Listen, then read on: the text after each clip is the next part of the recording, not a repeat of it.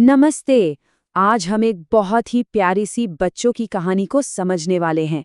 पर रुकिए, ये सिर्फ एक कहानी नहीं है। ये असल में सीखने का एक बहुत ही मजेदार और चालाकी से बनाया गया तरीका है। तो चलिए शुरू करते हैं। तो कहानी की शुरुआत ही एक सवाल से होती है, एक रहस्य से। जोजो, जो कि एक सफेद कुत्ता है, एक दिन सुबह उठता है और देखता है कि उसके शरीर पर बैंगनी धब्बे हैं। अब सवाल ये है कि ये धब्बे आए कहाँ से? और यहीं से उसकी मजेदार जासूसी शुरू हो जाती है। तो ये है हमारा हीरो जोजो। कहानी शुरू होने से पहले, जैसा कि आप देख सकते हैं, वो बिल्कुल सफेद था। इस बात को याद रखना बहुत जरूरी है, क्योंकि इसी से तो सारी उलझन पैदा हुई है। तो बस अब जोजो निकल पड़ा है इन रहस्यमयी धब्बों का राज पता लगाने। अपने इस सफर में वो कई अलग अलग किरदारों से मिलता है और उसकी हर मुलाकात हमें इस रहस्य के थोड़ा और करीब ले जाती है। जोजो सबसे पहले आसमान की तरफ देखता है। वहां उसे एक बादल दिखाई देता है और वो बहुत ही मासूमियत से बादल से पूछता है कि क्या उसने उसे ये बैंगनी धब्बे दिए हैं। अब बादल का जवाब सुनिए। वो कहता है, नहीं, मैं तो सफेद हूं। ये कहानी का पहला सुराग है और रंगों का पहला पाठ भी। बादल का रंग भी जोजो की ही तरह सफेद है। अच्छा, बादल से तो कोई मदद नहीं मिली, तो जोजो अपनी नजरें घुमाता है सूरज की तरफ।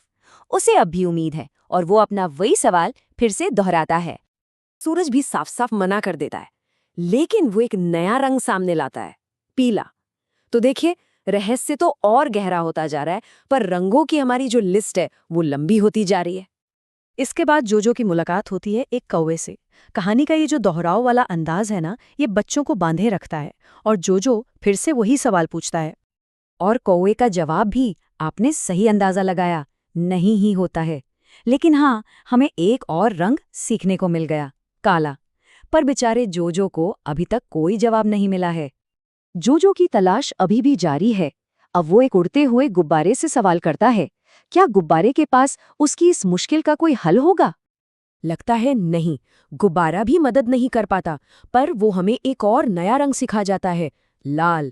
तो अब हमारे पास सफेद, पीला, काला और लाल रंग हो गए हैं, पर बैंगनी धब्बों का राज वो अभी भी राज ही है। अब जोजो थककर जमीन पर बैठ जाता है और घास से पूछता है।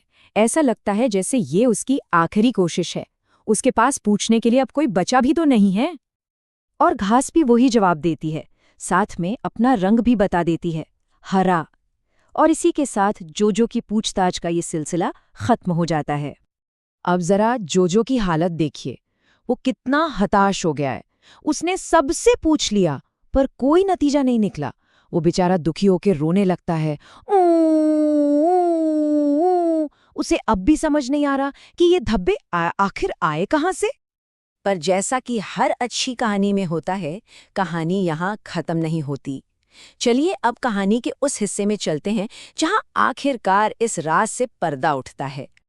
जब जोजो ऐसे ही उदास बैठा था, तभी उसे एक आवाज सुनाई देती है, टप टप टप। ये आवाज कहाँ से आ रही है? यही तो कहानी का सबसे मजेदार मोड़ है।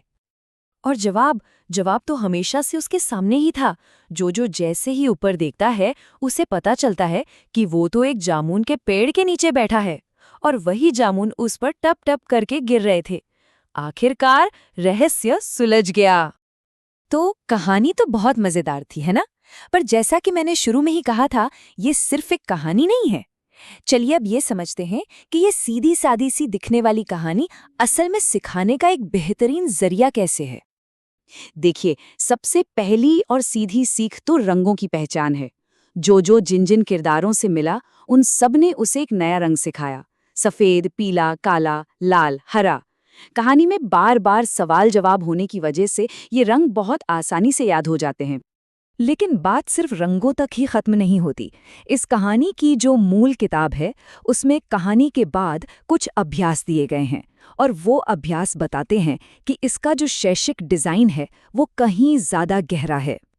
असल में ये कहानी 3 मुख्य बातें सिखाती है। पहली, क्रम को समझना। बच्चों से पूछा जाता है कि अच्छा बताओ, जोजो पहले किससे मिला, फिर किससे। दूसरा, नए शब्द बनाना, जैसे भौ भौ या टप टप जैसी आवाज़ों को वाक्यों में कैसे इस्तेमाल करें। और तीसरा, जो सबसे मजेदार है, वो है रचनात्मकता को बढ़ावा देना, जिसके बारे में हम अब बात करेंगे। और ये विश्लेषण यहीं इस मजेदार सवाल के साथ खत्म होता है। देखिए, ये सवाल बच्चों को या जो भी इसे पढ़ रहा है उसे अपनी कल्पना का इस्तेमाल करने के लिए उकसाता है। ये सिर्फ कहानी को दोहराने के लिए नहीं, बल्कि उसे अपने तरीके से आगे बढ़ाने के लिए है। तो सोचिए, अगर जोजो किसी और जानवर जैसे भालू या ऊंट से मिलता तो कहानी क्या नया मोड़ लेती।